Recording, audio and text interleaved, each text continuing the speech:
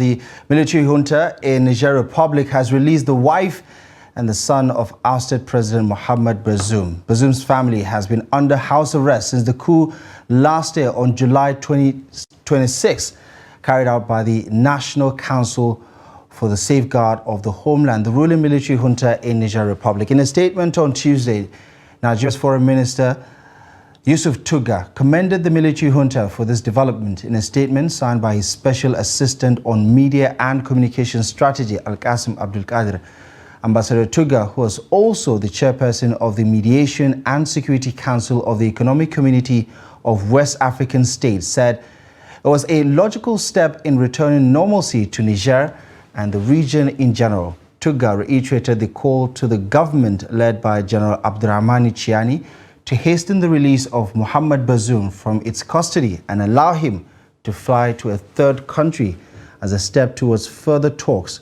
on lifting sanctions on Niger Republic. According to Tuggar, the release of Bazoum will also initiate the transition to constitutional rule in the interest of the people, peace and stability of Niger and the sub-region.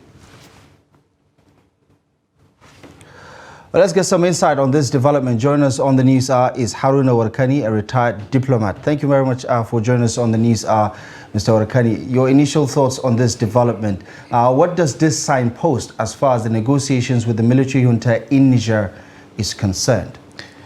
Thank you for having me once more. Well, it is becoming clear that there is thawing of relationships between the Economic Community of West African States, ECOWAS, and the junta in Niger, resulting into the release of the son and wife or mother of Bazoum's family. Now, this indicates that both parties are beginning to realize that diplomacy perhaps has a better dividend than the posturing of using military force to solve an essentially democratic problem. Now, we need to understand that the government of Niger was dragged to the ECOWAS court and judgment passed in the sense that the government was given 1 month to react to releasing Bazoum and his family. However, the release in Niger indicates that this was as a result of the tribunal set up by the government itself in Niger, and therefore no mention was made of the ECOWAS court ruling because there are issues of ego involved in this matter. And we must understand too that the release is called provisional. Provisional here means there are conditionalities attached to this release, and already through the auspices of the two states sent to Niger, that is Togo and Sierra Leone, the son had been released to the Minister of Foreign Affairs of Togo. And so he will be under his care and will be made available should in case the government in Niger needs him, because there are other charges, including criminal charges, standing against this young man. And so it is a problem. Second, we must also understand that the wife and son of the deposed president are mere collaterals in this whole affair of the coup and what have you. Now, they are not government officers, and therefore there is actually very little you can hold against them.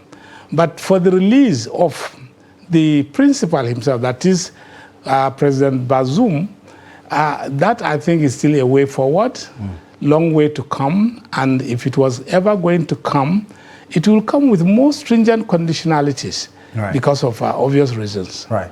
Does this suggest that the nuclear option is no longer on the table, where military action has been the watchword for the most part since the coup in July last year? And is this the military junta meeting ECOWAS and all the negotiating partners halfway with this provisional release of Bazoum's family? Well, apparently you have summarized it very well. It's a meeting of minds now. When you have a democratic problem, ordinarily it should be democratic means that should resolve it, not the military. the military should actually not come in, because military solutions are never solutions after all. Because whenever you do and have a military solution, it usually ends with a round table. People still have to come to a table, sign an agreement before anything is said to have ended. And therefore, right from the beginning, right on this program, we did say the military posturing by ECOWAS then was a mistake. Yes, it might have a deterrent effect, but beside that, it also created problems of relationships between ECOWAS and the junta. Now, you cannot suspend someone, you cannot impose comprehensive sanctions, including economic and travel sanctions, on a country and expect the country to still be talking to you positively. Right. So we have a problem that needed a better solution, which is the diplomacy behind the scene. There have been a lot of negotiations going on behind the scene that is not of public consumption. Right. And that is the result we are seeing today, than the military option. It's safe to say that we're not out of the woods yet, but a step in the right direction, to use the words of Nigeria's Foreign Minister, Ambassador Tuggar. But for want of time, we're going to have to anchor the conversation here for now. Thank you most kindly, Mr. Haruna Warakani, retired diplomat, for joining us and for sharing your perspective on this development. Thank you most kindly for your time.